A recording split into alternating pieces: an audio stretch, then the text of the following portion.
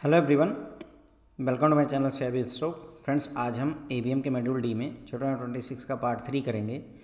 तो ये chapter friends आपका कंप्लायंस फंक्शन के बारे में, और इस लेक्चर में हम देखेंगे कि सीसीओ के रोल्स और रिस्पॉन्सिबिलिटीज़ क्या क्या होती हैं। ठीक है, तो कंप्लायंस में सबसे बड़ा अधिकारी चीफ कंप्लायंस ऑफिसर होता है। तो उसका अपॉइंटमेंट कैसे होता है, क्या क्या जिम्मेदारी होती है, इन सभी बातों के बारे में हमें यहाँ जानना है। 2 लेक्चर लगेंगे, इसमें एक और लेक्चर आएगा, उसमें हम सारा कुछ कवर कर पाएंगे। तो roles and responsibility of chief compliance officer, जिसे सीसीओ बोला जाता है।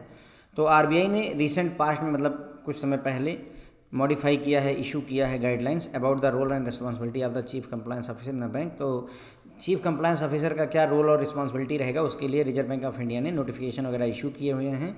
इसमें क्या क्या बातें बताई गई हैं, उसके अपॉइंटमेंट के बारे में, कितने साल तक वो रहेगा, उसकी एलिजिबिलिटी क्या होनी चाहिए, क्या स्किल्स होनी चाहिए, सिलेक्शन का प्रोसेस क्या रहेगा, रिपोर्टिंग लाइन क्या क्या रिपोर्ट करना रहेगा, रिस्पॉन्सिबिलिटी, इन सभी बातों के बारे में उसमें गाइडलाइंस इशू की गई हैं रिजर्व बैंक ऑफ इंडिया के द्वारा।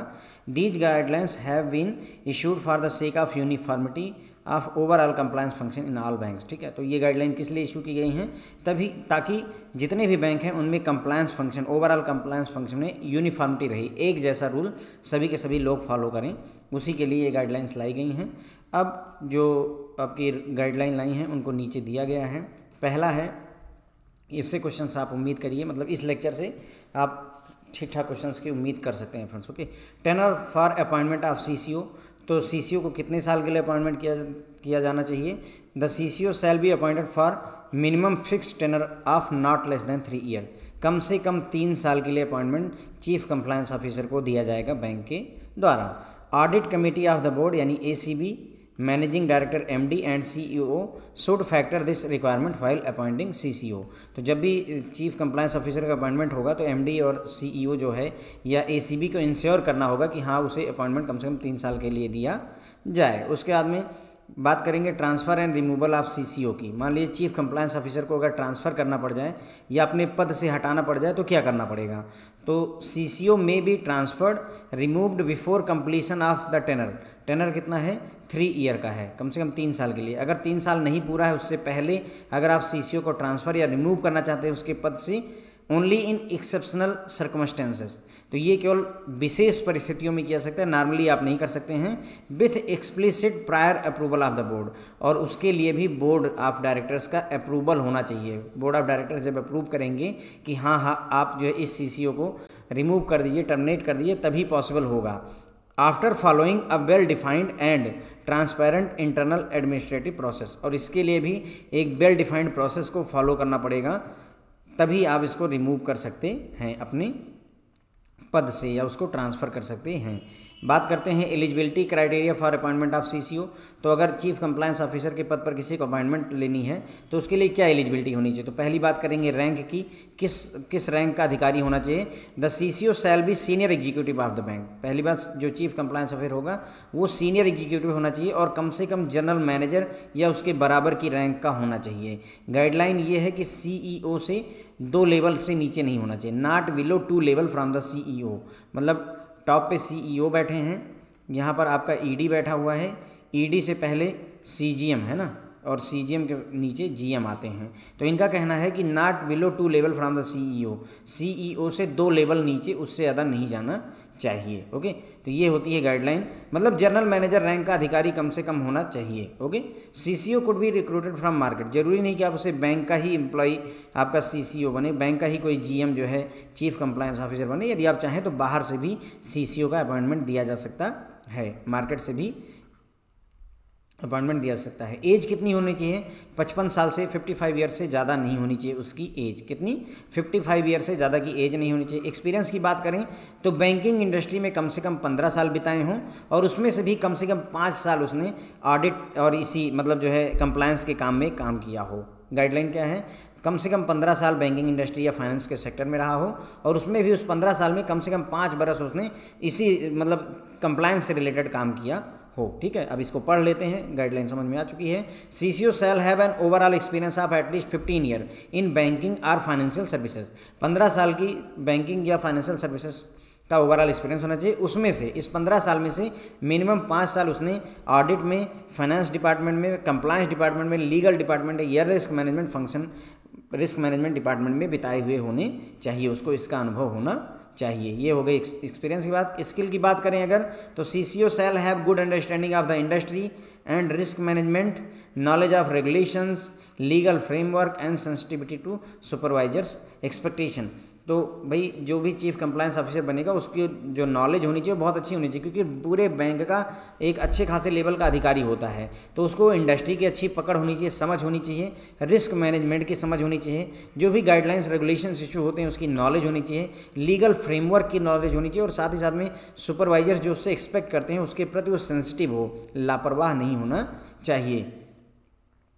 स्ट्रेचर की बात अगर हम करें, कद की बात होती है फ्रेंड्स, ओके, कद होता है ये, स्ट्रेचर मतलब कद होता है। The CCO shall have the ability to independently exercise judgement, मतलब कहने का कि चीफ कंप्लायंस ऑफिसर में कद इतना होना चाहिए कि वो अपना जजमेंट इंडिपेंडेंटली पास कर सके।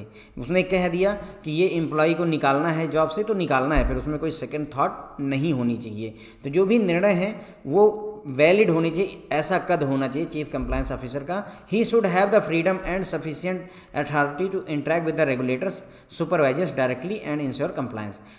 जो चीफ कंप्लायंस ऑफिसर होगा उसको आज़ादी होनी चाहिए और इतनी अथॉरिटी होनी चाहिए कि वो जो है रेगुलेटर से मिल सके।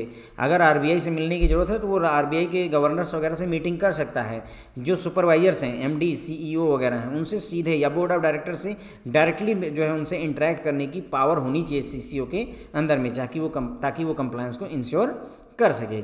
अदर्स बातों को अगर ध्यान दें, जब अपॉइंटमेंट देना है, एलिजिबिलिटी की बात करें तो कोई विजिलेंस केस या एडवर्स ऑब्जर्वेशन आरबीआई की तरफ से इसके अगेंस्ट पेंडिंग नहीं होनी चाहिए।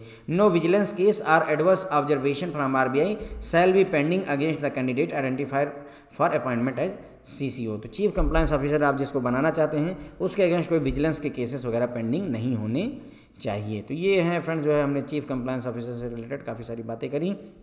तो इसमें हमने देखा कि मतलब आरबीआई ने चीफ कंप्लायंस ऑफिसर का रोल और रिस्पॉन्सिबिलिटी क्या होनी चाहिए उसके लिए गाइडलाइंस इशू करी हुई हैं। इसमें उसके अपॉइंटमेंट के बारे में, उसके टेनर के बारे में, eligibility, skill, selection process, reporting line और रिस्पॉन्सिबिलिटी, इन सब बातों को बताया गया है। ये गाइडलाइन इसलिए इशू की गई है ताकि ओवरऑल कंप्लायंस फंक्शन सभी बैंकों में एक जैसा रह सके, उसमें यूनिफॉर्मिटी रह सके। अब गाइडलाइंस की हम यहाँ पर बात करते हैं तो सीसीओ का अपॉइंटमेंट कम से कम 3 साल के लिए फिक्स्ड टेनर होता है, ओके, मिनिमम 3 ईयर के लिए उसे अपॉइंटमेंट दिया जाता है। जब भी अपॉइंटमेंट दिया जाए सीसीओ को तो एमडी और सीईओ या audit committee of board ACB को इस बात को इंश्योर करना चाहिए कि उसे कम से कम 3 साल का अपॉइंटमेंट मिले। यदि आप सीसीओ चीफ कंप्लायंस ऑफिसर को ट्रांसफर या रिमूव करना चाहते हैं उसके पद से तो ये विशेष एक्सेप्शनल सर्कमस्टेंसेस, विशेष परिस्थितियों में किया जा सकता है। उसके लिए भी बोर्ड का क्लियर कट जो है अप्रूवल चाहिए होता है, ओके, और ये काम वेल डिफाइंड प्रोसेस के तहत ही पॉसिबल है, ऐसे ही नहीं आप उसे हटा सकते हैं। फिर हमने बात की कि सीसीओ अपॉइंटमेंट के लिए व्यक्ति के अंदर क्या क्या एलिजिबिलिटी होनी चाहिए। तो पहली बात, वो व्यक्ति कम से कम जनरल मैनेजर की रैंक का अधिकारी हो या उसके बराबर की रैंक का अधिकारी होना चाहिए। सीसीओ जो है सीनियर एग्जीक्यूटिव होना चाहिए बैंक का, जीएम या उससे ऊपर के पद का या उसके बराबर के पद का अधिकारी होना चाहिए। गाइडलाइन ये है कि सीईओ से 2 लेवल से ज़्यादा नीचे नहीं होना चाहिए। सीसीओ को आप बैंक का एम्प्लॉय भी बना, कोई बैंक का जीएम भी सीसीओ बन सकता है या बाहर से भी सीसीओ को अगर आप हायर करना चाहते हैं तो कर सकते हैं। एज ज़्यादा से ज़्यादा है ना 55 साल से अधिक की एज नहीं होनी चाहिए, तभी उसको सीसीओ बनाया जा सकता है। एक्सपीरियंस की बात करें तो बैंकिंग इंडस्ट्री में या फाइनेंस इंडस्ट्री में 15 साल का ओवरऑल, कम से कम 15 साल का एक्सपीरियंस होना चाहिए, ज़्यादा है तो बहुत अच्छा है। और उस 15 साल में कम से कम 5 साल उसने ऑडिट में या कंप्लायंस में या लीगल या रिस्क मैनेजमेंट में बिताए हुए हों, उसका अनुभव होना चाहिए। स्किल्स की बात करें तो सीसीओ एक बड़े लेवल का अधिकारी होता है, तो ऐसे में उसको इंडस्ट्री की समझ होनी चाहिए, उसको रिस्क मैनेजमेंट की समझ होनी चाहिए, रेगुलेशंस की नॉलेज होनी चाहिए, लीगल फ्रेमवर्क की समझ होनी चाहिए, और साथ ही साथ में वो अपने सुपरवाइजर्स की जो एक्सपेक्टेशन है, जो board of directors MD CEO चाहता है, उसके प्रति सेंसिटिव भी होना चाहिए। स्ट्रेचर की अगर हम बात करें तो सीईओ को इतनी क्षमता होनी चाहिए कि वो अपना जो जजमेंट है उसको इंडिपेंडेंटली एक्सरसाइज कर सके, किसी और के सिग्नेचर की ज़रूरत नहीं पड़नी चाहिए। उसको इतनी फ्रीडम दी जानी चाहिए, इतनी आज़ादी दी जानी चाहिए, इतनी अथॉरिटी दी जानी चाहिए कि ताकि वो रेगुलेटर्स के साथ, आरबीआई से भी इनके साथ डायरेक्टली इंटरेक्ट कर सके। अपने सुपरवाइजर्स जैसे एमडी सीईओ हो गए, ईडी हो गए या फिर बोर्ड ऑफ डायरेक्टर्स हो गए, उनसे डायरेक्टली इंटरेक्ट कर सके, इतनी पावर उसको मिलनी चाहिए। उसके बाद में कोई भी विजिलेंस केसेस उसके अगेंस्ट या कोई एडवर्स जो है negative observation reserve bank of India की तरफ से उसके प्रति पेंडिंग नहीं होनी चाहिए, तभी उसे हम सेलेक्ट करते हैं सीसीओ के पद पर। सिलेक्शन प्रोसेस की बात करें तो selection of the candidate for the post of CCO shall be done on the basis of A well defined selection process. एक वेल डिफाइंड सिलेक्शन प्रोसेस बनाई जाएगी बैंक के द्वारा और उसी के तहत सीसीओ का सिलेक्शन होगा। And recommendation made by the senior executive level selection committee constituted by board of directors for the purpose. उसके अलावा बोर्ड ऑफ डायरेक्टर्स के द्वारा एक सिलेक्शन सीनियर एग्जीक्यूटिव लेवल की एक सिलेक्शन कमेटी बनाई जाएगी, सीनियर एग्जीक्यूटिव लेवल की एक सिलेक्शन कमेटी बनाई जाएगी, यानी कि जीएम, सीजीएम और ईडी वगैरह को मिला करके या एमडी वगैरह को मिला करके एक जो है सिलेक्शन कमेटी बनाई जाएगी और उसकी रिकमेंडेशन को भी यहाँ पर ध्यान दिया जाता है जब भी आप सीसीओ का सिलेक्शन करते हैं कि किसका नाम रिकमेंड किया गया है सीसीओ बनाने के लिए, उसको कंसीडर करना होता है। तो एक वेल डिफाइंड सिलेक्शन प्रोसेस होनी चाहिए सीसीओ के सिलेक्शन के लिए। The selection committee shall recommend the name of candidate suitable for the post of CCO as per the rank in order of merit and board shall take final decision in appointment of CCO. तो selection committee recommend करेगी उन candidate का नाम जो कि CCO के पद के लिए सुटेबल होंगे, ठीक है, और उन्हीं के नाम रिकमेंड किए जाएंगे जो उस रैंक के होल्डर हैं, यानी कि जीएम या उससे एबव का ही अधिकारी हो तभी उसका नाम रिकमेंड किया जाना चाहिए। और फाइनल डिसीजन कौन लेगा सीसीओ के अपॉइंटमेंट का, that will be done by board of directors. Board के द्वारा फाइनल डिसीजन लिया जाएगा कि किसको हम सीसीओ चीफ कंप्लायंस ऑफिसर जो है नियुक्त कर रहे हैं। बात करेंगे रिपोर्टिंग रिक्वायरमेंट की, तो जब भी आप सीसीओ अपॉइंट करते हैं तो उसकी रिपोर्टिंग आपको आरबीआई को करनी पड़ती है।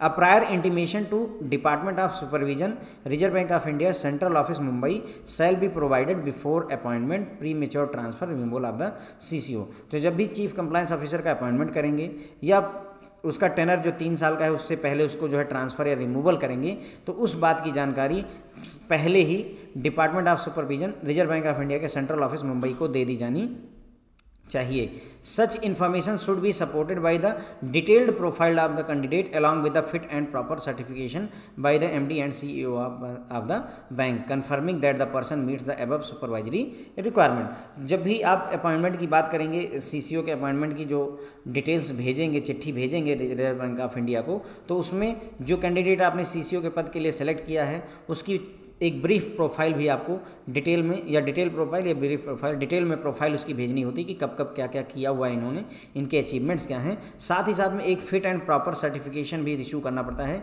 ये कौन करेगा, एमडी एंड सीईओ, बैंक का MD and CEO fit and proper certificate issue करेगा कि हाँ ये व्यक्ति एलिजिबल है, सारी तरह से तैयार है सीसीओ के पद के लिए, जिसमें ये कन्फर्म किया जाएगा कि पर्सन जो है सुपरवाइजरी रिक्वायरमेंट जो भी है उसको मीट करता है। जो भी गाइडलाइंस रखी गई उन सभी गाइडलाइंस को ये व्यक्ति फॉलो करता है। मतलब कहने का 55 साल से कम की एज है, 3 साल के लिए अपॉइंटमेंट दिया जा रहा है, 15 साल से इंडस्ट्री में है जिसमें 5 साल उसने यहाँ पर ऑडिट वगैरह में जो है लगाया हुआ है। तो ये सारी बातें आपको कंफर्म करनी होती हैं फिट एंड प्रॉपर सर्टिफिकेट के थ्रू। बात करते हैं रिपोर्टिंग लाइन की। Then CCO shall have direct reporting line to MD and CEO या board of ACB audit committee of the board of the bank. तो जो चीफ कंप्लायंस ऑफिसर होगा वो सीधा रिपोर्ट किसको करेगा, एमडी या सीईओ को करेगा या बोर्ड को करेगा या ऑडिट कमेटी ऑफ बोर्ड को करेगा। मतलब छोटे अधिकारियों से कोई मतलब नहीं, ना सीएमडी को एड्रेस करना है ना ईडी को एड्रेस करना है, सीधा एमडी या बोर्ड ऑफ डायरेक्टर से डीलिंग होती है। अगर मान लीजिए in case CCO report to the MD and CEO, मान लीजिए कि सीसीओ का अपॉइंटमेंट किया और उसकी रिपोर्टिंग सीधे एमडी और सीईओ को आपने करवा दी, then the audit committee of the board जो एसीबी होगा, एसीबी को चाहिए होगा कि वो मीट करे सीसीओ से क्वार्टरली बेसिस पर।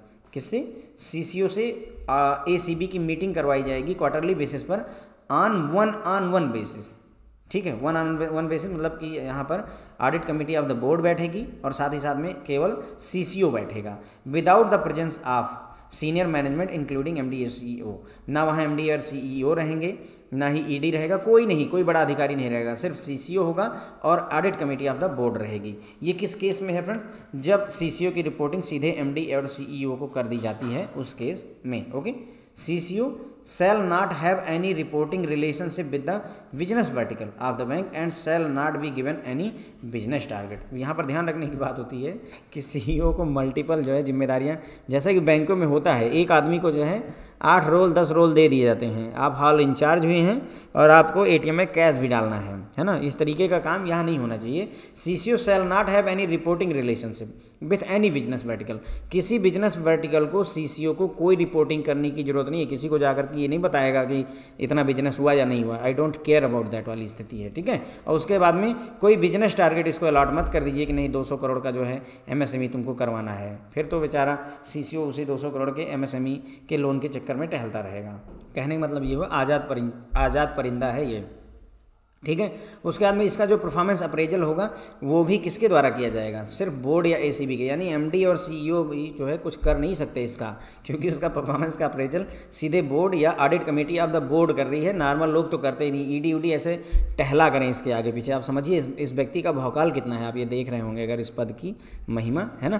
तो ये चीज़ है, ओके। अथॉरिटी की अगर हम बात करें, The CCO and compliance function shall have the authority to communicate with any staff member and have access to all the records and files that are necessary to enable him or her to carry out entrusted responsibility in respect of compliance issue. And this authority should flow from compliance policy of the bank. तो ये कह रहे हैं कि जो chief compliance officer है या compliance function है, उसको अथॉरिटी होनी चाहिए कि वो किसी भी स्टाफ मेंबर से कभी भी कोई भी सवाल पूछ सकता है, कम्युनिकेट कर सकता है, और किसी भी फाइल, पूरे बैंक की किसी भी रिकॉर्ड या फाइल का यदि उसे एक्सेस चाहिए तो उसको एक्सेस मिलना है। आप ये मना नहीं कर सकते कि सर ये वाली विजय माल्या वाले केस की फाइल आप एक्सेस नहीं कर सकते, that is not going to happen. सारी फाइलों का एक्सेस, सारे एम्प्लॉय का एक्सेस, ऐसा समझ लीजिए सीबीआई की रेड हो गई है एक तरीके से ना।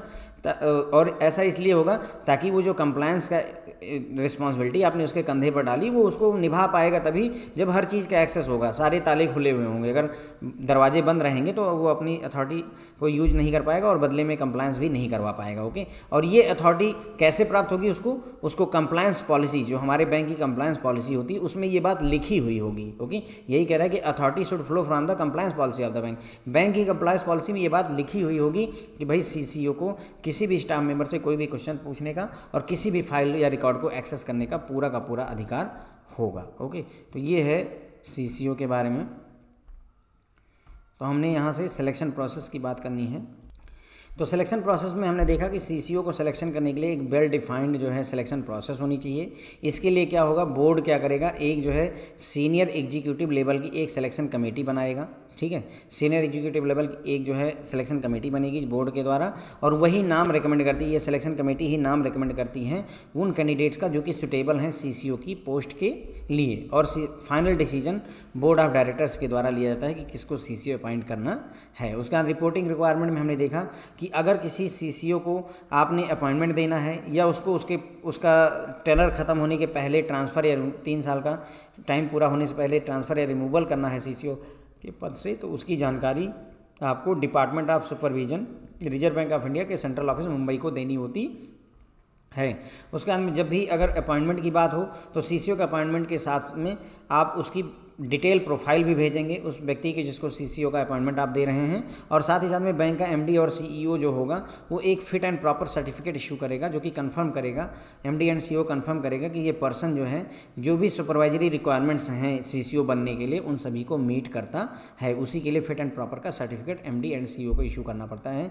रिपोर्टिंग की लाइन की बात करें तो सीसीओ की रिपोर्टिंग डायरेक्टली या तो एमडी एंड सीईओ को होगी या फिर बोर्ड को होगी या board audit committee of the board को होगी, ठीक है। 2 तरीके हैं, या तो एमडी एंड सीईओ को रिपोर्टिंग कर दें या सीधे बोर्ड को रिपोर्ट कर दें। अब अगर मान लो बोर्ड को अगर सीधे एमडी एंड सीईओ को रिपोर्टिंग है, तो अगर एमडी और सीईओ को रिपोर्टिंग है तो उस केस में ये जो audit committee of the board है उससे मीटिंग करनी पड़ेगी। यानी यहाँ पर ज़रूरत है 2 लोगों को नॉलेज की, एमडी एंड सीईओ को पता होना चाहिए और उसके बाद में एसीबी को पता होना चाहिए। तो अगर मान लो रिपोर्ट सीधे एमडी एंड सीईओ को कर रहे हो तो उस केस में ACB audit committee of the board के साथ हर क्वार्टर में एक मीटिंग आपको 1-to-1 करनी पड़ेगी, जिसमें कोई भी सीनियर मैनेजमेंट से यानी कि एमडी एंड सीईओ कोई अधिकारी मौजूद ही नहीं होगा। सीधे audit committee of the board होगी यहाँ और सामने सीसीओ बैठा होगा और इनकी मीटिंग चलेगी, ठीक है। और अगर मान लो एमडी एंड सीईओ को नहीं रिपोर्ट करते हो, सीधे audit committee of the board को सीधे रिपोर्ट करते हो, तब तो कोई दिक्कत ही नहीं है। हर क्वार्टर क्या, जब रिपोर्टिंग उन्हीं को है तो क्वार्टर में क्या बात हो रही है, समझ रहे हैं आप मेरी बात को, है ना। तो रिपोर्टिंग सीधे इन्हीं को कर सकते हैं। लेकिन अगर आप एमडी एंड सीईओ से रिपोर्टिंग डायरेक्टली आपको एमडी को रिपोर्ट करना है, इन दैट केस आपको एसीबी के साथ audit committee of the board के साथ में क्वार्टरली बेसिस पर 1-to-1 मीटिंग करनी पड़ेगी, जिसमें कोई भी बड़ा अधिकारी मौजूद नहीं रहेगा। ओके, सीसीओ को किसी और बिजनेस वर्टिकल से कोई रिपोर्टिंग नहीं करनी होती है। किसी बिजनेस वर्टिकल में कोई भी रिपोर्टिंग का काम नहीं होता है। काम मतलब बैंक का बिजनेस हो या ना हो, उससे उसको लेना देना नहीं है। उसके बाद में उसको कोई बिजनेस टारगेट भी नहीं अलॉट किया जाना चाहिए। इनका जो परफॉर्मेंस अप्रेजल होता है सीसीओ का, वो कौन करता है? सीधे बोर्ड या बोर्ड ऑफ डायरेक्टर्स या audit committee of the board करती है। यहाँ पर उसके एमडी का भी रोल यहाँ पर ख़त्म कर दिया गया। सीधे बोर्ड ही जिम्मेदार होगा इसकी परफॉर्मेंस अप्रेजल करने के लिए।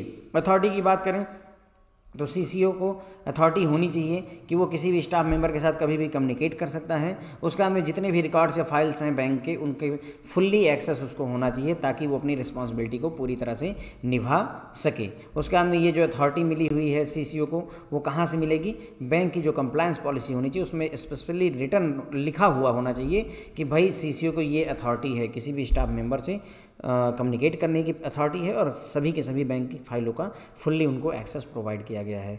ठीक है फ्रेंड, तो इसी के साथ में हमारा ये लेक्चर ख़त्म होगा। कुछ बातें और रह गई हैं सीसीओ से रिलेटेड, उसको अगले लेक्चर में कवर कर देंगे। Thank you so much friends.